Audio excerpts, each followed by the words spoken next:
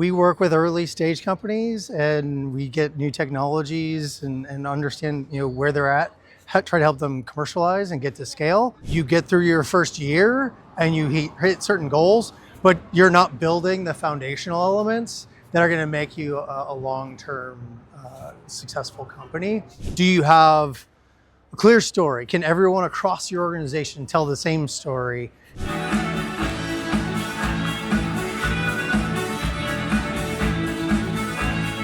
Thank you to the International Society for Cell and Gene Therapy for supporting Onyx Live. I am Federico Citrich, reporting for Onyx Live here in Dublin at the ISCT. Today we are joined by Jeff Galecke, Managing Partner at i5 BioPartners. Jeff, good afternoon. Thank you for joining us. Absolutely. Thank you for inviting me. I've been in the life sciences commercialization for almost 25 years now. And with i5 BioPartners, we work with early stage companies and we get new technologies and understand where they're at, try to help them commercialize and get to scale, and also make connections between partners and KOLs. That's what we're looking for today is a lot of understanding new technologies in this space. When you work with these companies that are trying to build up also their commercialization, where do you think that they are struggling the most first? We talk about telling their story in a way that's simple for the masses to kind of try to understand it. Many folks in our space have really cool technologies that are based on really core science. And sometimes they talk about the science before they talk about the value to the end user. So we try to just make sure that they're really presenting where's the value and finding the value for the end user. And on the other hand, when do you recognize that such companies have really a market pool? I mean, a lot of it's just over time, right? You a lot of times have to get engaged with folks and kind of see, have they gotten some traction, talk to some of those people that they've been working with and really understand why are they working with them, what's making a difference in their lab, and then understanding it at a little deeper level, you can then really transfer that into how can this be important for the bigger market? Jeff, for life science tools companies using and serving CGT, do you think there's something that makes commercialization different from therapy companies?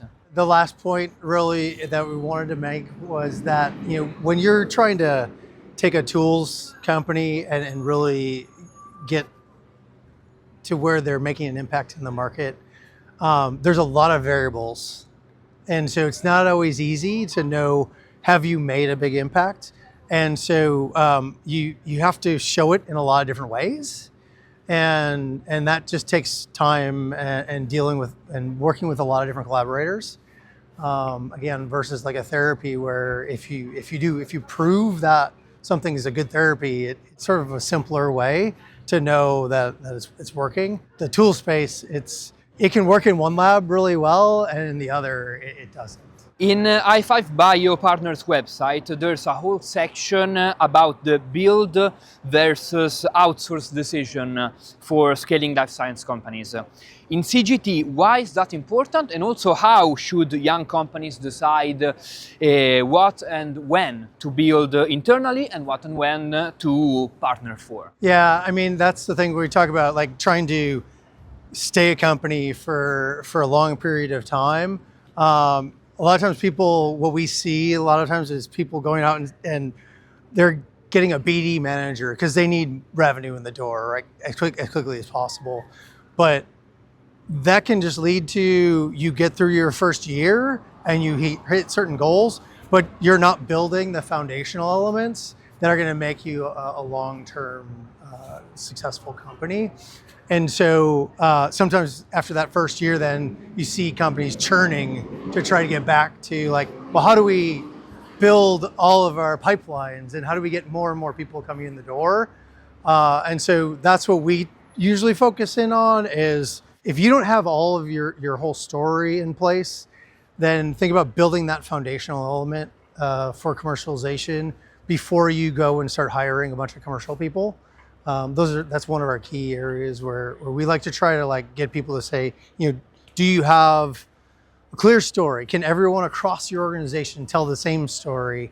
And when you tell that to scientists as well as investors, can you make an impact on both those different types of people?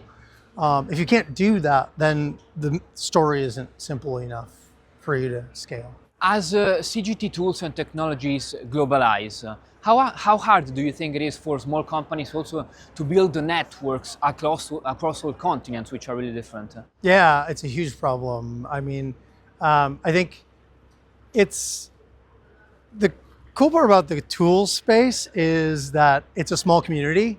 So once you start getting, 10, 15, 20 people, they start talking to each other and you can scale after that, right? So you just have to sort of get to that certain number of folks. And by word of mouth, things will start to get out there. But traversing across like from Europe to the US and then into Asia, right?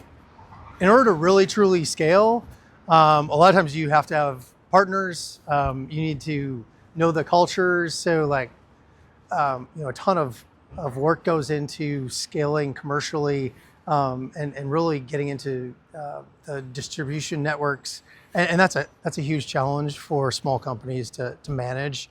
Sometimes 30, 40, 50 different distribution channels. And finally, Jeff, of course, we are here in Dublin at the ISCT. When a tools company comes at a conference like this, what do you think they should try to learn also from the market, apart from pitching? Yeah, I mean, there's so much going on here, right? And one of the things that I like to do is just been going and looking at all the different technologies. And I think understanding not just what is important to you, but what else is going on, across the workflow.